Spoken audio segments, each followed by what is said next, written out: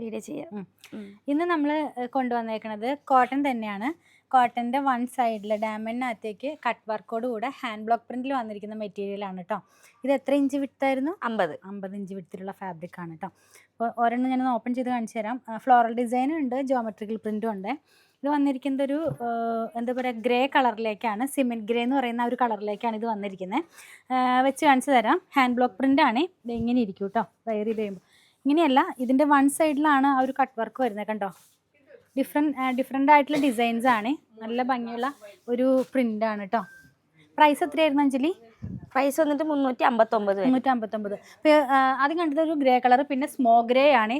പിന്നെ വന്നിരിക്കുന്നത് ഒരു ബ്രിക്ക് റെഡ് കളറിലേക്ക്, പിന്നെയും ഒരു ഗ്രേയിലൊരു സിഗ്സാഗ് ആയിട്ട് light green colour, IndiGo colour, പിന്നെ വന്നിരിക്കുന്നത് ഒരു ഗ്രേ തന്നെയാണ്. ലാസ്റ്റ് വൺ ഒരു ഗ്രീൻ കളറാണ്. എല്ലാം ഡിഫറെൻ്റ് ആയിട്ടുള്ള പ്രിൻ്റുകളാണ്. ഒരു കാര്യം പറയുന്നുണ്ട്, കഴിഞ്ഞ തവണ ഇതേ സെയിം മെറ്റീരിയൽ തന്നെ 415 മെറ്റീരിയൽ നമ്മൾ ഇട്ടിട്ടുണ്ടായിരുന്നു. അതിൽ ബ്രിക്കും ഉണ്ടായിരുന്നു, ഓറഞ്ച് കളറും ഉണ്ടായിരുന്നു.